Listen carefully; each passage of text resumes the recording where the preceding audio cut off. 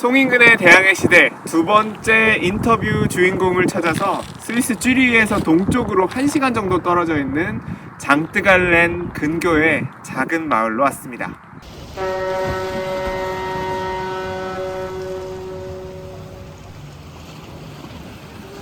안녕하세요. 이 세상을 사는 평범하지만 다채롭고 또 제각각이지만 하나같이 멋진 삶을 발견하고 견문을 쌓는 인터뷰 시간, 송인근의 대항해 시대입니다.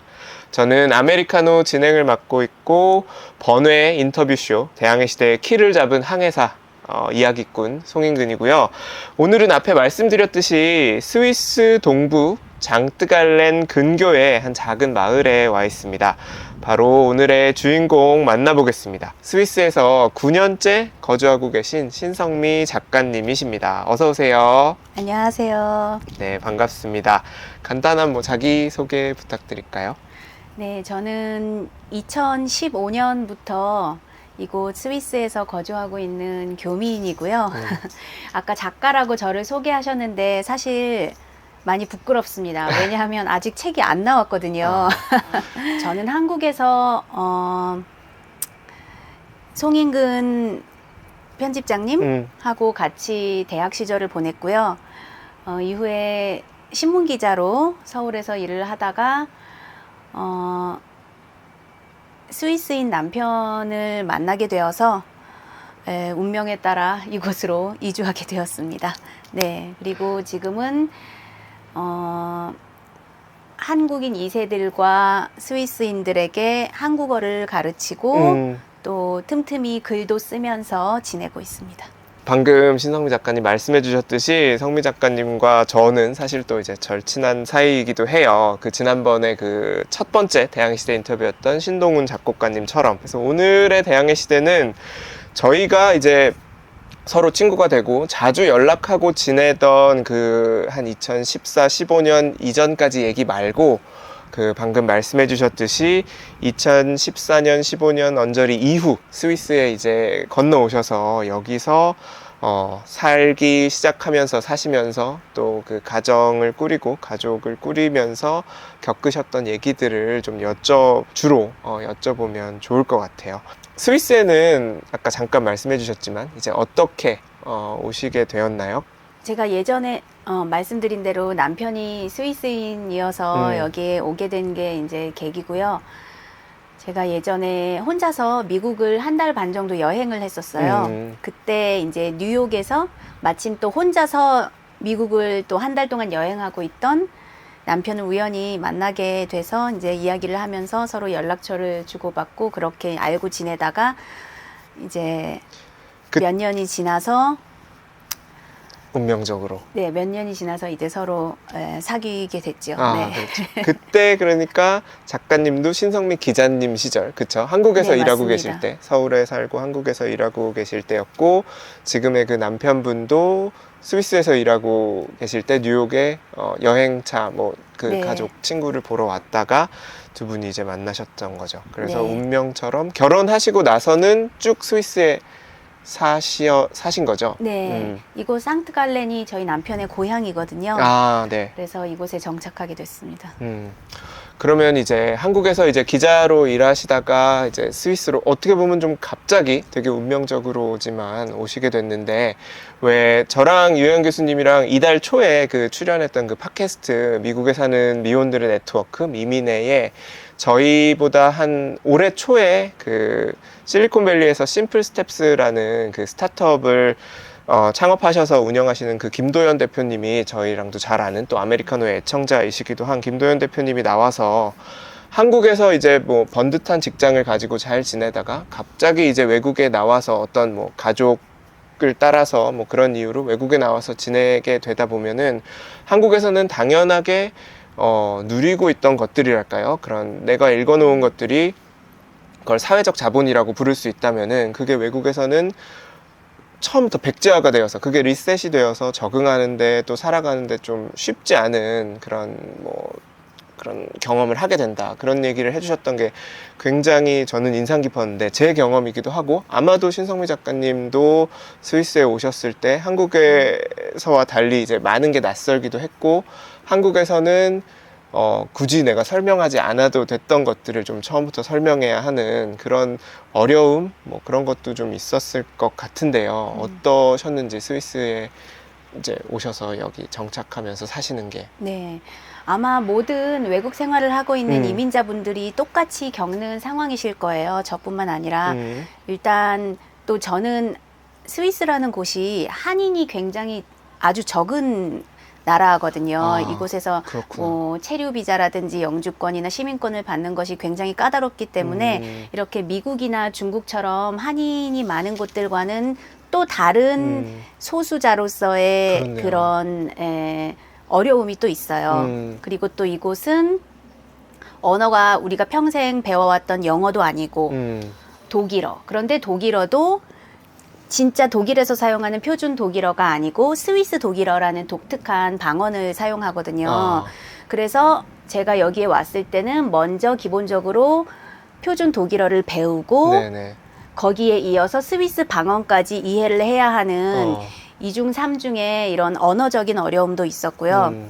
이제 그것뿐만 아니라 말씀하신 대로 뭐 저의 과거의 직업이라든지 그렇죠. 나의 커리어 타이틀 이런 것들은 뭐 당연히 리셋이 되는 거죠. 그래서 이곳에서는 정말 내 과거에 대해서 아무도 모릅니다. 그리고 묻지도 않습니다. 그래서 이곳에서 그런데 나 스스로 내가 다른 사람들에게 정말 신뢰를 주는 사람이라는 왜냐하면 이민자로서 정말 외모도 다르고 아시아계 이민자로서 그렇죠. 그런 상황에서 이 사람들한테도 제가 낯설 수가 있어요. 특히 스위스 동부 지역은 외국인이 물론 많지만 쥐리히나 이런 제네바 같은 대도시에 비해서는 이런 저 같은 아시아인을 보기가 조금 드물거든요. 그렇기 때문에 제가 더욱더 이 사람들에게 신뢰감을 주고 이 사회와 통합을 하기 위해서는 또, 네, 그렇죠. 더욱더 그런 사회적 노력. 자본을 내가 직접 보여줘야 하는 그렇네요. 그런 어려움이 있었습니다. 그런데 또 제 성격이 저를 이렇게 막 드러내는 걸 좋아하지 않거든요. 관종의 반대를 뭐라고 말하는지 모르겠지만 저는 저를 드러내는 걸 아주 쑥스러워하는 사람이어서 이 사람들한테도 처음에는 굉장히 겸손한 버전으로 이렇게 했는데 이제 살다 보니까 말씀하신 대로 나의 어떤 그런 나의 능력을 보여주고 장점, 이 사람들에게 능력. 이렇게 신뢰감을 주면서 다가가려면 오히려 나를 좀 드러내야 한다는 걸 많이 배웠어요. 이건 아마 스위스뿐만 아니라 외국에 사시는 분들 모두 그러게요. 마찬가지일 거예요. 현지인 친구들을 사귀고 이제 현지 사람들과 함께 일을 하고 하려면 그 쇼맨십이 굉장히 중요합니다. 그것을 저는 제 성격에 맞지 않지만 조금씩 이제 그렇구나. 노력하고 있습니다. 사랑하는 사람과 운명을 따라서 여기 오시기도 했고 이제 가족을 꾸리고 결혼하고 이제 아이도 낳고 네. 그래서 엄마가 되시고 또 육아를 하면서 이 공동체에 녹아 들어가면서 동시에 아무튼 그 주 양육자로서 이제 부모가 되셨어요. 사실 오늘 제가 대항해 시대의 두 번째 이 주인공으로 신성미 작가님을 모신 게 그 책을 쓰셨어요. 아까 아직 책이 나오지도 않았는데 부끄럽네요 라고 하셨지만 이 책을 쓰셔서 영광스럽게도 저와 유혜영 교수 저희 부부한테 가장 먼저 한번 읽어봐 줄래? 라고 하면서 그 파일을 보내주셔서 유혜영 교수님은 다 읽으셨고 책을 워낙 빨리 읽기 때문에 저는 이제 앞부분만 조금 읽어봤는데 너무너무 재밌거든요. 그래서 그 책 얘기를 좀 해보자. 그 책을 좀 홍보하는 시간으로 삼아보자. 그래서 오늘 인터뷰에 제가 내성적인 성격에 아우 안돼 못하겠어 하는 신성미 작가님을 여기 앉혔는데 책 얘기를 좀 해보고 싶어요. 그래서 책을 쓰시게 된 어떤 계기가 있을지 그게 뭐 먼저 궁금해요.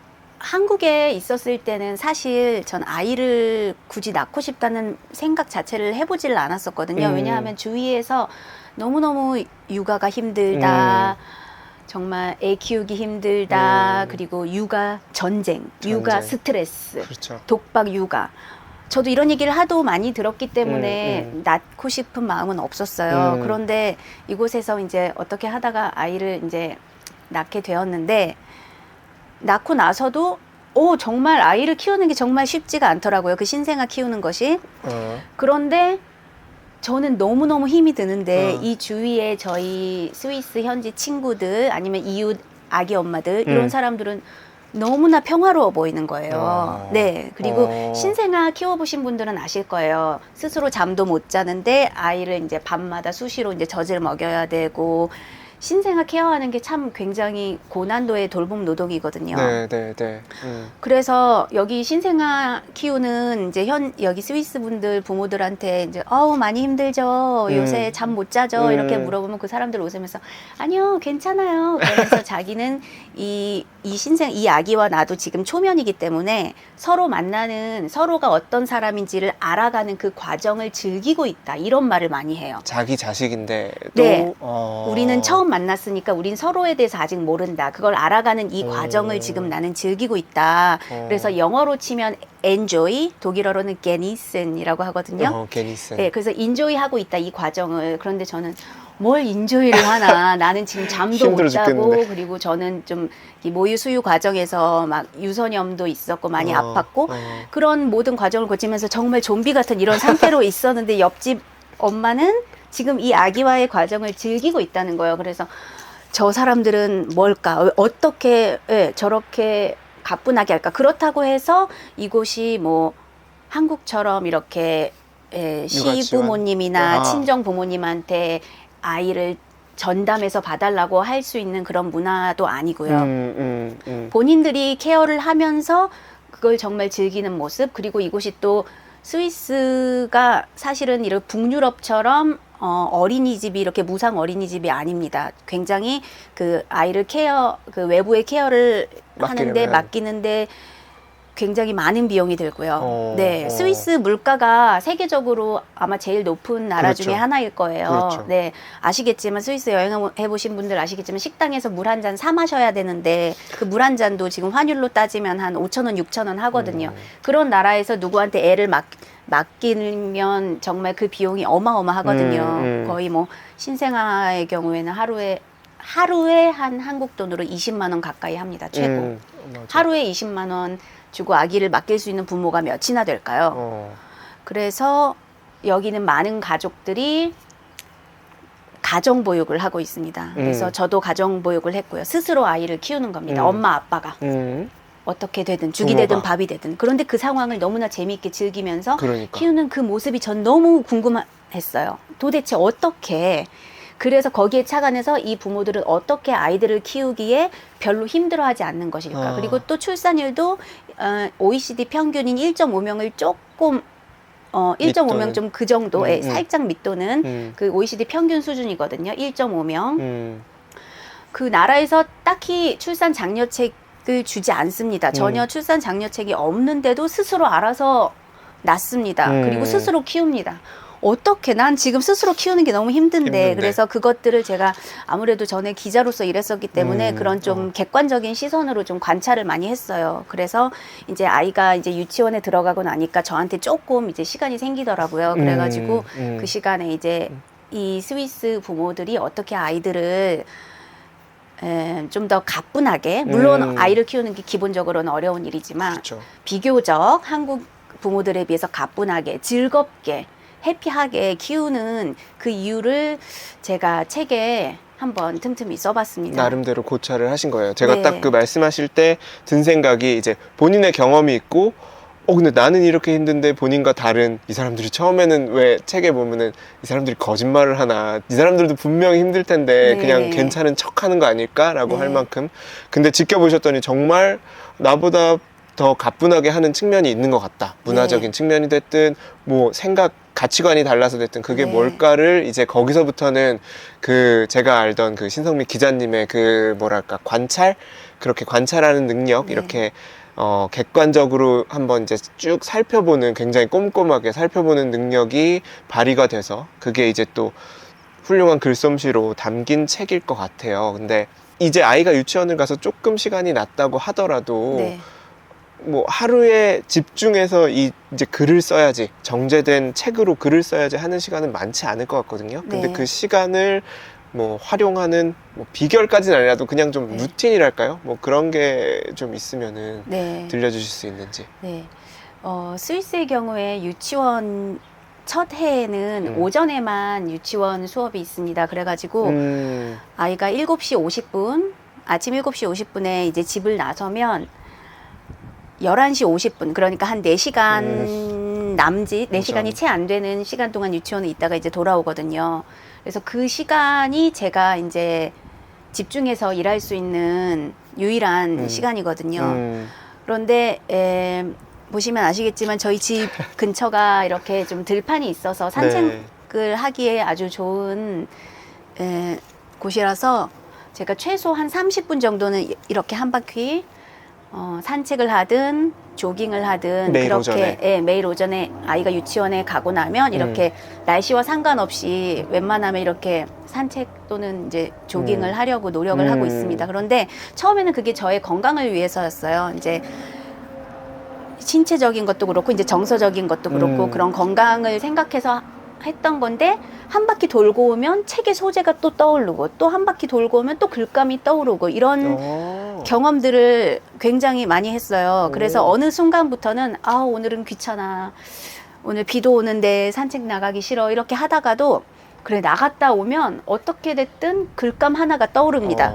그러면 나가야지. 네, 그래서 저는 혼자서 산책하는 것을 아주 좋아합니다. 네, 그래서 혼자서 이렇게 아마 산책의 효과에 대해서는 이미 많이 알려져 있겠지만 저도 이제 그런 뭔가 영감이 떠오르는 그런 좋은 방법으로 산책을 활용하고 있어요. 저희도 방금 그 작가님 말씀해주신 이 동네를 뭐 매일 여기 와서 머물면서 매일 산책하고 있는데 지금 말도 지나가고 말 타고 지나가는 사람들도 있고 마치 분명히 이제 몸은 움직이고 운동을 하면서도 제가 뭐 명상을 많이 하진 않지만 명상하는 것 같은 느낌이 들 때가 있어요. 정말 자연에 뭔가 내가 미뤄뒀던 거, 마음 한켠에 그냥 묻어뒀던 거를 한번 끄집어내서 한번 좀 깊이 생각해보고 이리저리 둘러보고 할 수 있는 그런 여유가 주어지는 그런 시간이고 그런 환경을 제공하는 동네 이곳이 그런 것 같기도 하고 그렇네요. 그래서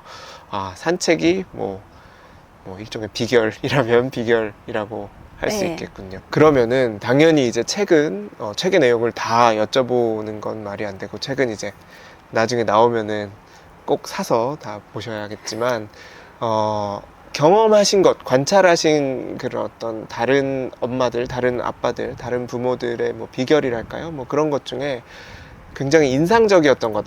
스위스 육아는 이게 좀 다르구나. 이런 게 배울 점이구나. 뭐 그렇게 느꼈던 것들 중에 뭐 한두 가지 소개해 주실 만한 게 있을까요? 네. 제가 이제 여러 가지 원인들을 찾아봤는데 그 중에 한 가지를 말하자면 이 아기들, 유아들, 그러니까 유치원생들까지 이렇게 어린 아이들의 일상에도 아주 질서와 규칙이 있습니다. 그래서 이 아이들이 그 규칙 하루도 그 시간표에 따라서 마치 어린이집에 다니는 것처럼 집에 있지만 가정교육을 하지만 마치 어린이집처럼 아이들이 시간대별로 이런 규칙적으로 생활을 하고 그걸 처음부터 부모가 아기가 신생아 시절부터 그 규칙이 이렇게 몸에 배도록 이렇게 만들어줘요. 수시로 이거 했다 저거 했다 하는 게 아니라 정말 그 틀이 있고요. 뭐 기상 시간, 뭐 식사 시간, 간식 시간, 낮잠 시간 이런 것들이 다 규칙이 딱딱 있고 그거에 따라서 아기 때부터 자연스럽게 그게 체화가 되는 거예요. 그래서 이 주위의 아이들은 이런 유아들은 보통 물어보면 몇 시에 아기가 자나요? 물어보면 대부분이 7시 반에서 8시 사이에 잔다고 말을 해요. 유아하면은 대략 몇 세죠? 지금 그 따님 또래? 그러니까 한 돌 정도부터 유치원생까지 이 정도 아이들이 7시 반에서 8시에 잠이 든다는 거예요. 그런데 제가 처음에 저희 아이도 그렇게 일찍 자지는 못했어요. 저희 아이는 그래도 한 9시 이 정도는 돼야 잤거든요. 네. 그런데 정말 모든 애기 엄마들한테 제가 다 물어봤어요. 제가 아는 애기 엄마들한테 전수조사를 했는데 다 정말 7시 반에서 8시 무슨 약을 먹이는 거 아닌가 막 이런 생각이 들 정도로 어떻게 그렇게 일찍, 왜냐하면 이 아기 키워보신 분들 아실 거예요. 저녁 8시부터 내 시간이 생긴다는 거는 아주 정말 이게 육아를 지속 가능하게 만드는 큰 동력이 되거든요. 매 저녁마다 나의 시간이 따로 있다는 것. 그런데 아이들이 알아서 이제 8시까지는 자줍니다. 그러면 그것만으로도 큰 육아에 부담이 덜어지거든요. 그래서 어떻게 그러면 아이들이 이렇게 일찍 잠을 자나. 그것도 이제 제가 알아봤는데 이제 방금 제가 말씀드린 것처럼 아기 때부터 부모들이 이렇게 규칙적으로 이렇게 체화되도록 질서를 이렇게 짜줍니다. 그리고 좀 군대같이 느껴질 수도 있는데 오히려 아이들이 그 규칙 안에서 더 안정감을 느낀다고 해요. 그것이 이제 연구 결과로도 나왔고요. 그렇기 때문에 아이들은 오히려 자기가 예측할 수 없는 일정 그런 것보다 자기가 예측 가능한 일정 이런 속에서 더 안정감을 느끼고 더 릴렉스하고 네, 그렇다고 해요. 그리고 이 규칙적으로 하는 일상 중에서도 스위스 부모들이 제일 중요하게 생각하는 게 하루에 최소 한 번은 꼭 밖으로 나가서 놀아요. 비가 와도 눈이 와도 정말 무슨 뇌우가 내리지 않는 이상 정말 죽을 위험이 있는 뇌우가 내리지 않는 이상 비가 와도 비옷을 입고 나가고 아주 추우면 정말 털모자까지 쓰고 철모자 쓰면 생각보다 굉장히 따뜻하거든요. 그렇죠. 정말 옷을 제대로 갖춰 입고 나가면 문제가 없다. 그래서 무슨 날씨든 상관없이 아이들을 데리고 최소 한 번. 그러니까 보통은 오전에 한 번, 오후에 한 번. 이렇게 해서 밖으로 다 데리고 나갑니다. 그래서 아이들이 밖에서 이렇게 뛰어놀다 보면 저녁에 정말 7시 반에서 8시 사이에 골아 떨어져요. 네네네. 네, 골아 떨어지는데 이게 아이들을 조금 이렇게 굴리는 거죠. 굴리는데 이 아이들도 그게 즐거운 거죠. 나는 오늘 신나게 놀았다. 그러니까 아이들도 만족하면서 잠을 자고 부모도 사실은 체력적으로 밖에서 놀아준다는 게 쉽지만은 않아요. 그러니까요. 이렇게 날씨가 안 좋고 춥고 하면 저도 사실은 나가기 싫거든요. 하지만 나갔다 오면 저도 모르게 저도 기분이 좋아지고 아이도 8시에 이제 잠을 자줍니다. 그럼 이런 걸 알기 때문에 저희도 안 나갈 수가 없어요. 네. 멜라토닌도 쌓이고 그래서 부모의 숙면에도 도움이 될 테고 맞습니다. 똑같이 에너지를 쓰니까 네. 그렇군요. 그래서 저희 머무는 동안 보면 그 따님도 굉장히 이제 푹 자는 그러니까 제가 한국의 아이들을 뭐 많이 보진 않았지만 한국의 아이들은 대체로 그 유치원 다니는 또래 아이들은 한 10시? 뭐 10시 정도 돼야 자고 뭐 이러는 것 같은데 한국 아이들보다 대체로 잠을 더 푹 오래 자는 것 같아요. 그래서 작가님이 지금 그 저희한테 보내주신 파일 봐도 가제로 그 책의 제목 가제로 스위스 부모들은 8시에 육퇴한다. 네. 이 책의 제목을 이걸로 염두에 두실 만큼 그게 하나의 비결이 되고 그 시간표를 지킨다는 게 근데 이거를 막상 내가 하려면은 상당히 쉽지 않을 것 같거든요. 네, 저도 부모로서 처음이기 때문에 그 시간표대로 제 이제 생활 리듬을 이제 바꿔야 했어요. 근데 예를 들어서 여기 아이들은 식사 시간도 딱딱 정해져 있지만 간식 시간도 딱딱 정해져 있습니다. 그래서 보통 여기 아이들은 조금 스위스 부모들도 그렇고 일찍 일어나는 편이에요. 그래서 한국보다 이제 학교도 1시간 일찍 8시까지 가고 네네. 일도 8시에 시작하고 그렇기 때문에 조금 하루를 일찍 시작하는데 그렇기 때문에 이제 금방 배가 고파지거든요.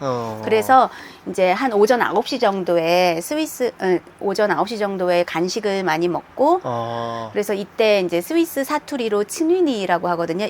오전 9시에 먹는 간식이다라는 츠니니. 뜻으로 츠니니를 춘인이 먹는데 그때 정해진 시간에 먹고 오후에는 밖에서 막 놀이터에 놀다가 갑자기 오후 4시가 되면 주위에 애기 엄마들 뭐 할아버지들 막 이런 사람들이 무슨 마치 계획한 듯이 다 같이 주섬주섬 가방에서 도시락 간식통을 꺼냅니다.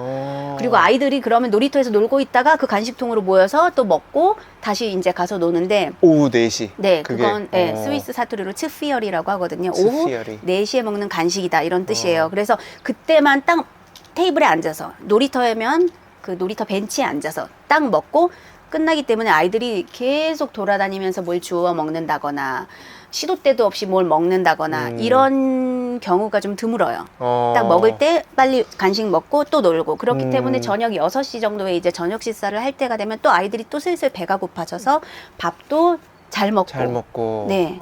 부모 입장에서도 편해요. 딱 정해진 시간에 간식 주고 치우고. 그러니까. 네. 그렇네요. 네. 그래서 뭐 이 또한 뭐 비교하기는 어렵지만 아무튼 그 따님을 보면은 진짜 밥을 혼자서 되게 쓱쓱 잘 먹더라고요. 네. 그래서 그것도 참 대단하다. 원래 식욕이 좋은가? 원래 그럴 수도 있겠지만 이런 규칙적인 네. 그 생활이 정말 군대 같네요. 그런 게 어떻게 보면은 뭐 좋은 쪽으로 규칙적으로 네. 지내는 건 좋은 거니까 네. 그게 비결이라면 비결일 수 있겠군요. 네. 자, 그래서 스위스 육아라고 해서 뭐 거창하게 스위스의 뭐 육아 제도, 뭐 육아 지원 제도를 뭐 고찰한 그런 딱딱한 책이라기보다는 제가 뭐 좀 읽어봤더니 제 친구 신성미가 주변을 바라보는 어떤 날카로운 통찰, 또 그 다음에 따뜻한 시선을 함께 갖춘 제 친구 성미가 낯선 땅에서 뭐 생소한 문화, 또 처음부터 유창할 수 없었던 언어를 쓰는 곳에 와서 이제 엄마가 되고 또 아이를 낳고 기르면서 더 좋은 엄마, 더 좋은 부모가 되어가는 과정을 또 굉장히 되게 재미있게 위트 넘치는 그런 에피소드들이 책에 정말 많잖아요. 재미있게 이제 그려낸 책이라고 뭐 생각을 해요. 중요한 건 이제 이 책이 그래서 아직 출판 계약을 맺지 않은 이제 전국의 이제 유수의 출판사로 신성미 작가님이 이제 곧 이제 초고를 안녕하세요, 스위스에 살고 있는 신성미라고 합니다 하면서 보낼 예정인데 이 귀한 원고를 읽어보시면 다 아실 거예요. 이거 우리 출판사에서 해야겠다라는 느낌이 빡 오실 텐데 서두르셔야 합니다. 신성미 작가님께 아래 나가는 그 블로그 주소 또는 이메일로 뭐 연락을 주셔도 되고, 네, 아메리카노 2020@gmail.com으로 메일로 연락을 주셔도 제가 기꺼운 마음으로 기꺼이 신성미 작가님과 다리를 놓아드리도록 하겠습니다.